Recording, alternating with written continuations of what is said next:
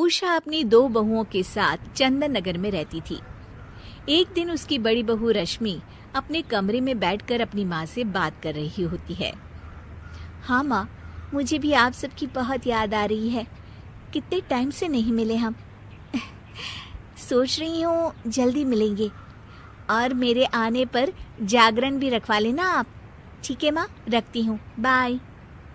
रश्मि अपने पीहर को याद करने लगती है और वहाँ जाने का प्लान बनाती है। एक काम करती हूँ, शाम को इनसे बात करती हूँ। इस बार तो 1 महीने के लिए रह कर आऊंगी। हाँ। तभी चेतना रश्मि के पास आती है। दीदी, पता है क्या, मेरे पीहर में सब लोग घूमने जाने का प्लान बना रहे हैं, तो मैं सोच रही हूँ कि मैं भी उनके साथ चली जाऊं।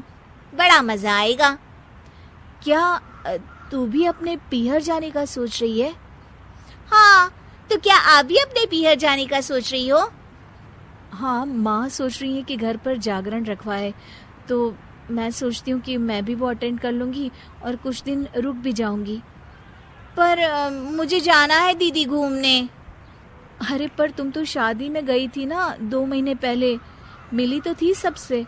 मैं तो 3-4 महीने से नहीं गई। शादी में कहाँ मिलना हो पाता है ठीक से। 2 घंटे में तो वापस आ गई थी मैं। वो सब मैं कुछ नहीं जानती। पीहर तो इस बार मैं ही जाऊंगी, तुम अगली बार चली जाना। नहीं दीदी, पीहर मैं जाऊंगी। मुझे जाना है घूमने अपने मम्मी पापा के साथ। देखो, मैं भी अपने मम्मी पापा को बहुत मिस कर रही हूँ, और इसीलिए इस बार पीहर तो मैं ही जाऊंगी। ठीक है, देखते हैं कौन जाएगा। और मेरी एक बात सुन लीजिए दीदी, अगर मैं नहीं जा पाती तो फिर मैं आपको भी नहीं जाने दूंगी। हाँ हाँ, मैं नहीं डरती इन खोखली धमकियों से। जा, करना है कर ले। रात में रश्मि और चेतना अपने पतियों को पीहर जाने वाली बात बताती हैं। तो क्या हो गया रश्मि, अगर चेतना जाना चाहती है तो जाने दो, तुम कुछ दिन बाद चली जाना। जी नहीं, मैं ही क्यों झुकूं हमेशा। अरे बड़ी हूँ इसलिए, तो बड़ी हूँ इसलिए पीहर तो पहले मैं ही जाऊंगी। आप देवर जी से कह दीजिए कि वो चेतना को मना कर दे। अरे पर मैं कैसे उन दोनों के बीच दखल दे सकता हूँ। चेतना भी ब्रिजेश से पीहर जाने की गुहार लगा रही होती है। भैया से मैं बात नहीं करूँगा, तुम दोनों का आपस का मामला है, और वैसे भी तुम दोनों माँ से ही क्यों नहीं पूछ लेती हो। इस समस्या का समाधान निकालने के लिए वो चारों उषा के पास जाते हैं। माँ, रश्मि और चेतना दोनों को ही पीहर जाना है। दोनों कैसे जा सकती हैं? एक बार में एक ही तो जाएगी ना। इसीलिए तो मम्मी जी आपके पास आए हैं। आप ही बता दो कि मैं जा सकती हूँ ना। अरे दीदी, ऐसे क्यों पूछ रही हो? आप ना बातों को घुमाओ मत। मम्मी जी, आप बताइए कि किसको जाना चाहिए। जाना तो मुझे चाहिए, क्योंकि तुम तो शादी में होकर आ चुकी हो एक बार।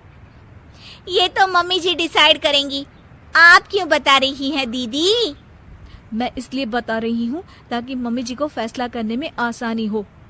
वे दोनों बहस कर रही होती है और उनकी सास उन्हें बीच में ही रोक देती है। ओहो, तुम दोनों मेरी भी सुनोगी या अपनी ही कहे जाओगी? सॉरी मम्मी जी, आप कहिए।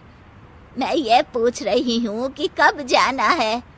दोनों एक साथ बोलती हैं। मम्मी जी, कल जाना है। मम्मी जी, कल जाना है? कल? नहीं नहीं, इस पूरे महीने तो सवाल ही नहीं उठता। क्यों मम्मी जी? क्योंकि कल तो मैं अपने पीहर जा रही हूँ, अपने भाई के पास। कुछ दिन वहीं रुकूंगी। तुम दोनों अगले महीने चली जाना, ठीक है? चलो, हो गया फैसला। अब खाना खा लेते हैं, चलो। अरे पर मम्मी जी सुनिए तो। उषा कमरे से चली जाती है और दोनों बहुएं कुछ नहीं कर पाती। अगले दिन उषा अपने पीहर जा रही होती है। घर का ख्याल रखना बहू। दोनों बहुएं बड़े ही बेमन से बस अपनी गर्दन हिला देती हैं। जी मम्मी जी। जी मम्मी जी।